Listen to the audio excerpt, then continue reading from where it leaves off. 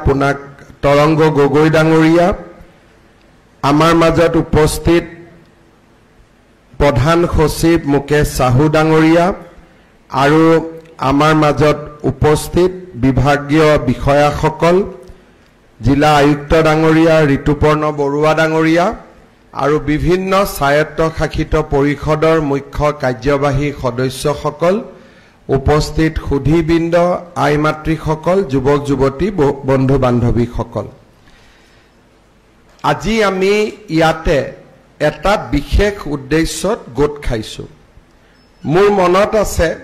2024 চনৰ 15 নৱেম্বৰ তাৰিখে ঝাৰখণ্ডত প্ৰধানমন্ত্ৰী নৰেন্দ্ৰ মোদী ডাঙৰীয়াই ধৰতী আবা জনজাতীয় গাঁও উৎকৰ্ষ অভিযান আৰম্ভ কৰিছিল হিদিনাখন মোৰো সৌভাগ্য হৈছিল এই সভাত উপস্থিত থকাৰ স্কিমটো মই বুজিবলৈ চেষ্টা কৰিছিলো যে এই আঁচনিটো আসলতে কি আমি যদি হিসাব কৰি চাও আমাৰ ভাৰতবৰ্ষত জনজাতীয় গাঁও আমাৰ কিমান আছে এই হিসাব কৰি মোদী ডাঙৰীয়াই উলিয়ালে যে আমাৰ ৬৩,০০০ গোটেই ভাৰতবৰ্ষত জনজাতীয় গাঁও আছে উত্তৰ প্ৰদেশত জনজাতীয় লোক একেবাৰে কম কিন্তু উত্তৰ পূৰ্বাঞ্চলত জনজাতীয় লোক আটাইতকৈ বেছি আমাৰ ৰাজ্যখনতো যেতিয়া আমি হিসাব কৰিলো প্ৰায় ৬০০০ আমি জনজাতীয় গাঁও আমি দেখা পালো অৰ্থাৎ যত নেকি 20% নন ট্ৰাইবেল আছে আৰু তাতকৈ বেছি ট্ৰাইবেল আছে অসমত সাধাৰণতে এখন গাঁৱত কেতিয়াবা ট্ৰাইবেলো থাকে নন ট্ৰাইবেলো থাকে জনজাতীয় অজনজাতীয় কিন্তু মোটামুটি আমি হিসাব কৰি সকলো ধৰণৰ জনজাতীয় লোকক সামৰি আমি ৬০০০ গাঁও আমি দেখা পালো এতিয়া মোদী ডাঙৰীয়াৰ লক্ষ্য হল যে আমাৰ ভাৰতবৰ্ষৰ এই ৬৩,০০০ জনজাতীয় গাঁৱত কেইটামান বিশেষ যোজনা হাতত লোৱা প্ৰথম কথা প্ৰত্যেকখন জনজাতীয় গাঁৱত পকী ৰাস্তা আছে নে নাই যদি আমি চাব যাওঁ যে হয় পকী ৰাস্তা বহুত বনোৱা হৈছে কিন্তু কিছু পকী ৰাস্তা কিছু গাঁৱত এতিয়াও হোৱা নাই এই ধৰতী আবা গাঁও উৎকৰ্ষ যোজনাৰ অধীনত প্ৰথম পিডব্লিউডি বিভাগক পুঁজি দিয়া হ'ব যে আপোনালোকে এই জনজাতীয় গাঁও কেইখনত ৰাস্তা বনাব লাগিব ট্ৰাইবেল ডিপাৰ্টমেণ্টে নকৰে যিটো ডিপাৰ্টমেণ্টে ৰাস্তা বনায় সেই ডিপাৰ্টমেণ্টটোকে পুঁজি দিয়া হ'ব যে আপোনালোকে আমাৰ জনজাতীয় গাঁৱৰ ৰাস্তাখিনি আগতে বনাই দিয়ক তাৰ পিছত হিসাব কৰা হ'ব যে প্ৰত্যেক ৬৩,০০০ জনজাতীয় গাঁৱত ইলেক্ট্ৰিচিটি আছে নে নাই বোলে আছে কিন্তু ৫,০০০ গাঁৱত ইলেক্ট্ৰিচিটি নাই তেতিয়া চৰকাৰে বিশেষ পুঁজিৰ জৰিয়তে এই নথকা ৫,০০০ গাঁৱত ইলেক্ট্ৰিচিটিৰ ব্যৱস্থা কৰিব জল জীৱন মিছন আঁচনি প্ৰত্যেকখন জনজাতীয় গাঁৱত হৈছে নে নাই বোলে নাই হোৱা তেতিয়ালে সেই গাঁও কেইখন বিচাৰি উলিয়াই তাতে আমি গাঁও নিৰ্মাণ কৰিব লাগিব অংগনবাদী কেন্দ্ৰ আছে নে নাই বোলে ১,০০০ গাঁৱত অংগনবাদী কেন্দ্ৰ নাই অংগনবাদী কেন্দ্ৰ বনাব লাগিব এলপি স্কুল আছে নে নাই বোলে নাই এলপি স্কুল বনাব লাগিব হাই স্কুল আছে নে নাই বোলে নাই ৩-৪খন গাঁৱৰ মাজত হাই স্কুল আছে কিন্তু জনজাতীয় গাঁৱৰ পৰা হাই স্কুলখন দূৰত তাত হোষ্টেল বনাব লাগিব অকল জনজাতীয় ল'ৰা ছোৱালী যাতে সেই হোষ্টেলত থাকিব পাৰে তাৰ পিছত ইয়াত আহিব যে প্ৰত্যেকখন ট্ৰাইবেল গাঁৱত বা জনজাতীয় গাঁৱত ফোনৰ লাইন গৈছে নে নাই মোবাইল ফোন পায় নে নাপায় বোলে সকলোতে পায় কিন্তু 2000 গাঁৱত নেটৱৰ্ক নাই সেই 2000 গাঁৱত প্ৰথমতে নেটৱৰ্ক বনাব লাগিব তাৰ পিছত ৰাস্তা হল স্কুল হল টেলিফোন হল হস্পিটালৰ সুবিধা হল স্কুলৰ হোষ্টেল হল অংগনবাদী কেন্দ্ৰ হল ইয়াৰ পিছত চাব যে মোদী ডাঙৰীয়াৰ আঁচনিবোৰ পাইছে নে নাই প্ৰধানমন্ত্ৰী আৱাস যোজনাৰ ঘৰ সকলোৱে পাইছে নে নাই পাবলগীয়া মানুহখিনি বোলে নহয় জিঅ' টেগিং নহলেই জিঅ' টেগিং কৰক আৰু সেই 63,000 গাঁৱত যিসকল জনজাতীয় লোকে ঘৰ পাব লাগে তেওঁলোকক ঘৰ দিয়াৰ ব্যৱস্থা কৰক তাৰ পিছত আহিব যে আয়ুষ্মান ভাৰতৰ কাৰ্ড সকলোৰে লগত আছে নে নাই বোলে নাই আমি দিব লাগিব তাৰ পিছত ৰেশন কাৰ্ড সকলোৰে লগত আছে নে নাই বোলে ৰেশন কাৰ্ড নাই কাৰণে চাউলো পোৱা নাই আমি ৰেশন কাৰ্ড দিব লাগিব ঠিক এই ধৰণে Aadhaar card ration card Ayushman Bharat card জাতিগত প্ৰমাণপত্ৰ Kisan credit card PM Kisan আঁচনি জনধন একাউণ্ট প্ৰধানমন্ত্ৰী জীৱন জ্যোতি বীমা সুৰক্ষা বীমা আৰু আমাৰ MGNREGA এই গোটেইবিলাক আঁচনি আমি সেচুৰেশন কৰিব লাগিব তাৰমানে গাঁৱৰ প্ৰত্যেকে পাব লাগিব যোনে পাবৰ কাৰণে উপযুক্ত এইখিনিয়ে হল ধৰতি আবা আমাৰ জনজাতীয় গ্ৰাম উৎকৰ্ষ যোজনা তাৰমানে জনজাতীয় গাঁৱত সামাজিক কামো কৰিব লাগিব আৰু ব্যক্তিগত কামখিনিও কৰি দিব লাগিব ইয়াৰ লগত অসমত আমি যোগ কৰিব পাৰো যে প্ৰত্যেকখন জনজাতীয় গাঁৱত পাবলগীয়া মানুহখিনিয়ে অৰুণোদয় পালে নে নাই আমি তাত যোগ কৰিব পাৰো বোলে আত্মসহায়ক গোটৰ 10,000 টকাৰ কাৰণে নিৰ্বাচিত হল নে নাই যদি ৰেশন কাৰ্ড পাইছে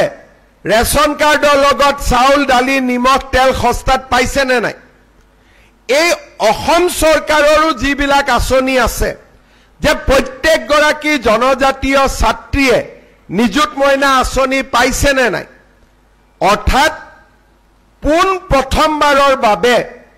জনজাতীয় লোকসকলৰ আঁচনিৰ পৰা যাতে তেওঁলোক বাদ পৰি নাযায় সকলো ডিপাৰ্টমেণ্টে এই গাঁওকেইখনৰ উন্নয়নৰ বাবে জপিয়াই পৰিব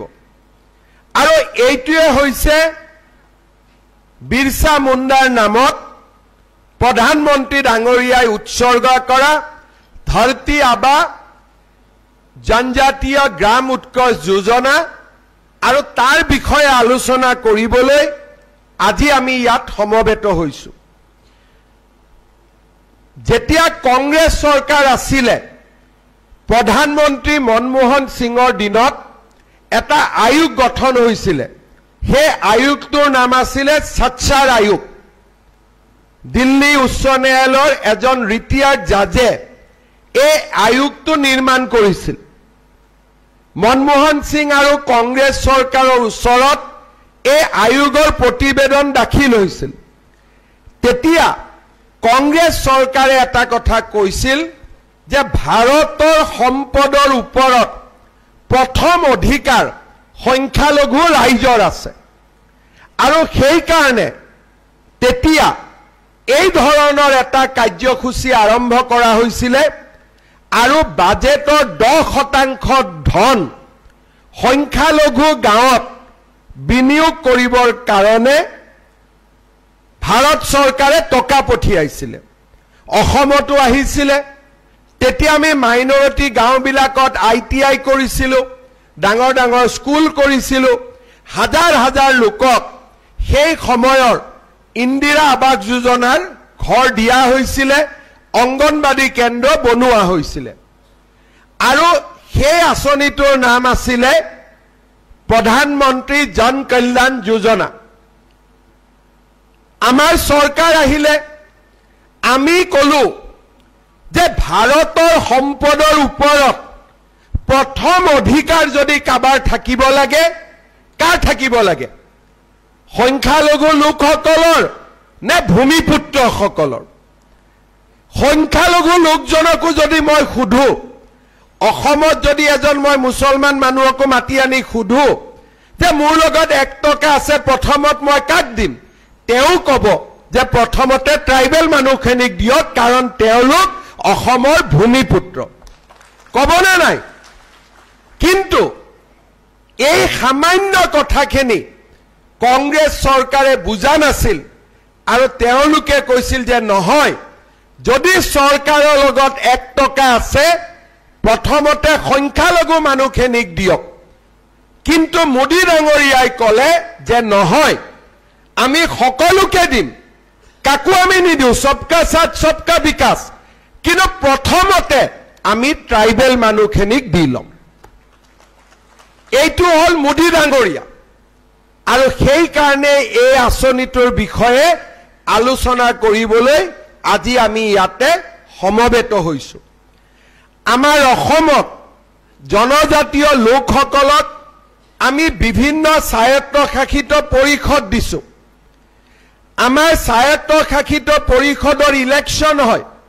প্ৰত্যেক গাঁৱত এজন এমএসি থাকে বা জনজাতীয় লোকসকল কাউন্সিলটোৰ লগত জড়িত হৈ থাকে এতিয়া এইবাৰ কাউন্সিলৰ পুঁজি সামান্য ৰাস্তা বনাব নোৱাৰে আবাস যোজনাৰ ঘৰ বনাব নোৱাৰে সমূহীয়া কাম কৰে কিন্তু এই আঁচনিটোৰ সুবিধা লৈ আমি কাউন্সিল ৰাজ্য চৰকাৰে লগ লাগি প্ৰত্যেকখন ট্ৰাইবেল গাঁৱত ৰাস্তা বনাব পাৰো ইলেক্ট্ৰিচিটি দিব পাৰো খোৱা পানী দিব পাৰো অংগনবাদী কেন্দ্ৰ মডেল বনাব পাৰো চৰকাৰী হোস্টেল বনাব পাৰো আৰু সকলো ব্যক্তিকে পিএম কিষাণ সকলো ব্যক্তিকে আয়ুষ্মান ভাৰত আয়ুষ্মান অসম সকলো ব্যক্তিকে অৰুণোদয় সকলো মহিলাকে মহিলা উদ্যমিতা এই আঁচনিবিলাক আমি দিব পাৰো সাধাৰণতে আমি যেতিয়া লিষ্ট বনাও আমি গাঁও গাঁও লিষ্ট বনাও কিন্তু এইবাৰ লিষ্ট বনাওতে এই আঁচনিটোৰ অধীনত লগত এটা অৰ্ডাৰ আহিব যে বেলেগত লিষ্ট বনাব কিন্তু ট্ৰাইবেল ভিলেজত 100% কৰি দিব এইটো হল পাৰ্থক্য আৰু এইটোৱে হল ধৰতি আবা জনজাতীয় উৎকৰ্ষ যোজনা এই যোজনাটো আৰম্ভ হৈছে 5 বছৰৰ ভিতৰত অসমৰ প্ৰতিখন জনজাতীয় গাঁৱলৈ পৰিৱৰ্তন আহিব লাগিব উন্নয়ন আৰু বিকাশ দুৰন্ত গতিত আগুৱাই যাব লাগিব আৰু ইয়াৰ নেতৃত্ব এতিয়া এইটো আপোনালোকৰ অধিকাৰ হল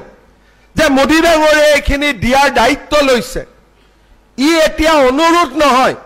এটা অধিকাৰলৈ ৰূপান্তৰ হল আৰু জনজাতীয় লোকসকলে এই ধৰতি আবা জনজাতীয় গ্ৰাম উৎকৰ্ষ যোজনাৰ লগত নিজক জড়িত কৰিব লাগিব আজি ৰনোজ পেগু ডাঙৰীয়াই আপোনালোকক ইয়াত মাতি আনিছে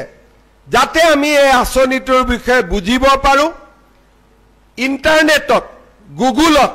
এই আঁচনিটোৰ বিষয়ে আপোনালোকে আৰু বহুত কথা জানিব পাৰিব আৰু এই বছৰৰ পৰাই আমি অসমত এই আঁচনি ৰূপায়ণ কৰাৰ কাম আমি হাতত লম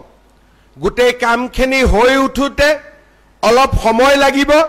কিন্তু অসমত যেহেতু কাউন্সিল আছে ডিপাৰ্টমেন্ট আছে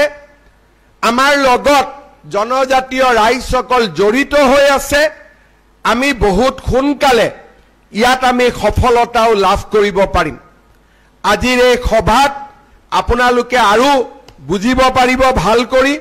ডিব্ৰুগড়ত মই যোৱাকালি আহিছিল আৰু মই ডিব্ৰুগড়ত থকাৰ সুবিধা লৈ ৰনোজ পেগু ডাঙৰীয়াই মোক কৈছিল যে এপাক আপুনি আহি যাব মোৰো মনটো সঁচাকৈ ভাল লাগিলে যে প্ৰধানমন্ত্ৰী ডাঙৰীয়াৰ এখন গুৰুত্বপূৰ্ণ আঁচনিৰ বিষয়ে আপোনালোকক জনাবলৈ মোৰ সৌভাগ্য হল মই ডিব্ৰুগড় জিলাৰ বিধায়কসকলক অসমৰ প্ৰতিখন জনজাতীয় বিধায়কসকলক লগতে যি বিধায়ক জনজাতীয় নহয় কিন্তু জনজাতীয় গাঁও তেওঁৰ সমষ্টিত আছে সকলোকে এই আঁচনিখনৰ লগত জড়িত হ'বলৈ মই আহ্বান জনাম বিশেষকৈ আমাৰ মিচিং দেউৰী সোণোৱাল এই গোটেই আমাৰ কাউন্সিলত ৰাভা মিচিং বড়ো যিমান কেইখন আমাৰ কাউন্সিল আছে ঠেঙাল কছাৰী গোটেই কেইখন কাউন্সিলত এই আঁচনিটোৰ ক্ষেত্ৰত আগভাগ ল'বলৈ মই আহ্বান জনাম পুনৰ এবাৰ সকলোকে ধন্যবাদ জনাই মই মোৰ বক্তব্যৰ সামৰণি মাৰিছো ধন্যবাদ জয় হিন্দ বন্দে মাতৰম